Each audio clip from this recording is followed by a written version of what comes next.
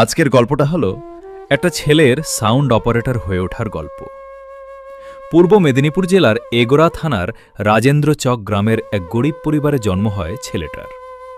ছোটবেলা থেকেই টেপ রেকর্ডারে গান শুনতে শুনতেই বড় হয়ে ওঠা।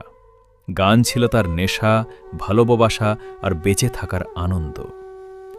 দারিদ্র্যের কারণে পড়াশোনা খুব বেশি এগোয়নি। কোনো রকমে কেউটো গেড়া হাইস্কুল থেকে মাধ্যমিক পাশ করে। স্কুলে পড়ার সময় যখন মাস্টারমশাই ক্লাস নিতেন, তখন বই খাতার পাতায় সে আঁকত বক্স আর মাইকের ছবি। তখনই হয়তো অজান্তেই জন্ম নিচ্ছিল ভবিষ্যতের এক সাউন্ড অপারেটর।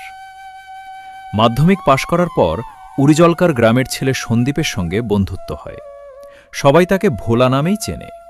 একসঙ্গে থাকা, খাওয়া, ঘুরতে যাওয়া, সুখে দুঃখে দুজন সবসময় একসঙ্গেই থাকত।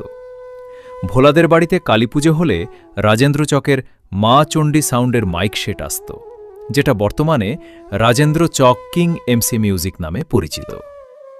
ভোলা তার সেই বন্ধুকেই মাইক চালানোর দায়িত্ব দিত। প্রতি বছর কালীপুজোতে মাইক চালাতে চালাতেই ছেলেটার সাউন্ড সম্পর্কে একটা ভালো ধারণা তৈরি হয়ে যায়। এরপর কোনো রকমে সে সেই মাইক সেটের কাজের সঙ্গে জড়িয়ে পড়ে। সেটআপের মালিক বাবলুদা, যাকে ছেলেটা বাবলু কাকু বলেই ডাকত, ছিলেন একজন দক্ষ অপারেটর।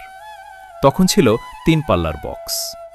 বাবলু কাকুর কাছ থেকেই ধীরে ধীরে সাউন্ডের শিক্ষা নিতে শুরু করে সে। সময়ের সঙ্গে সঙ্গে সেটআপও আপডেট হতে থাকে। 3 পাল্লার বক্স থেকে 4 পাল্লা, 4 পাল্লা থেকে জেবিএল, জেবিএল থেকে আর সিএফ, আর বর্তমানে পোপ ডায়নামিক বক্স। আর একই সঙ্গে সেই ছেলেটিও হয়ে ওঠে পোপ ডায়নামিক বক্সের দক্ষ অপারেটর। বাবলু কাকুর কাছ থেকে শিখে আজ সে ইনপুট আর আউটপুট দুটোই সমান দক্ষতায় চালাতে পারে। এইভাবেই এক সাধারণ গ্রামের ছেলে হয়ে ওঠে একজন সাউন্ড অপারেটর। সে আর কেউ নয়, তোমাদের সবার প্রিয় অপারেটর বিশ্বজিৎ।